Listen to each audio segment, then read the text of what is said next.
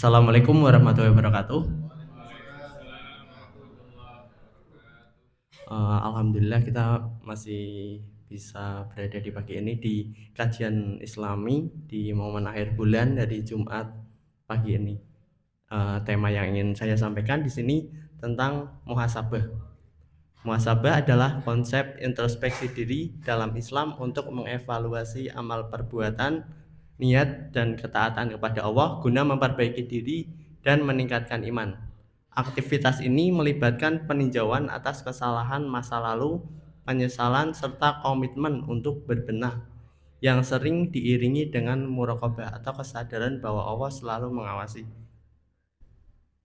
Aspek penting muhasabah: tujuan mengenali kelemahan diri, belajar dari kesalahan, mendekatkan diri kepada Allah. Waktu yang dianjurkan dilakukan setiap hari, terutama sebelum tidur agar tidak mengulangi kebiasaan buruk.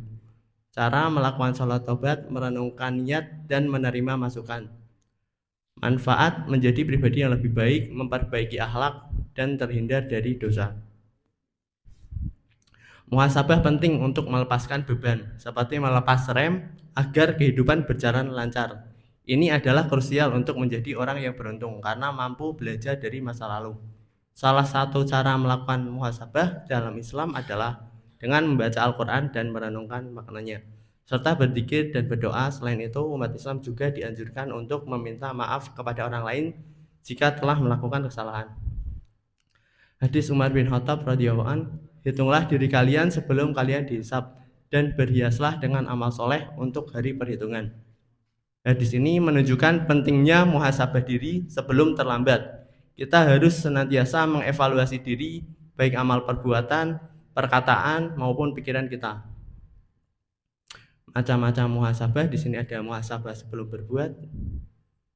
Yang kedua, muhasabah setelah berbuat. Seorang bijak pernah ditanya, apa yang sulit dalam diri manusia? Bijak menjawab, menahan diri untuk tidak menilai begini dan begitu pada manusia lain, sedangkan pada perlakuan diri sendiri tidak disadarkan. Sedikit cerita teman-teman, kemarin di beberapa waktu lalu ada seorang ibu dari Balikpapan, suaminya dinas di Jawa Timur di Surabaya.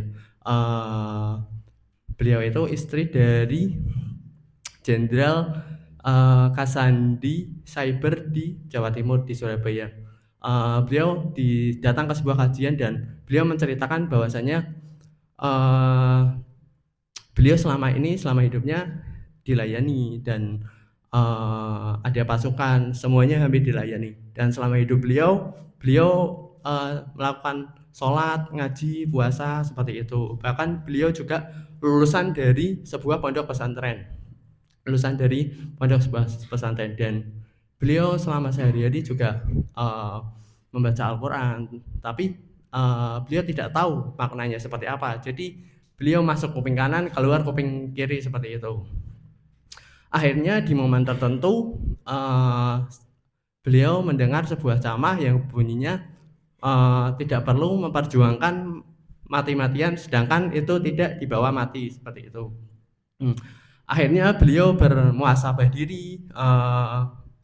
diri bahwasanya segala sesuatunya kita niatkan atas Allah Subhanahu wa taala, dan lebih bahkan beliau juga menceritakan di situ walaupun beliau puasa, ngaji dan sholat, akan tetapi tidak dihadirkan di hati beliau itu kayak tidak punya iman seperti itu, dan bahkan beliau masih sering di hatinya merasa kurang seperti itu, jauh dari rasa syukur.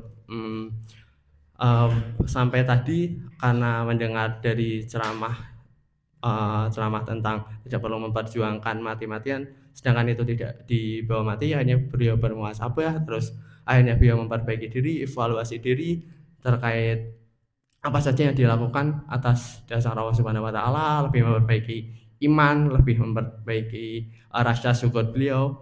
Ya, pelajaran dari ibu tadi, semoga di Ramadan kita kali ini kita lebih mengevaluasi diri kita, lebih bermuhasabah diri kita, agar di hati kita dihadirkan iman, Islam, dan ihsan, agar senantiasa kita hidupnya lebih dipenuhi rasa syukur, lebih berbahagia, lebih tenang seperti itu, karena kita melakukan segala sesuatu aktivitasnya diniatkan semuanya karena Allah Subhanahu wa taala.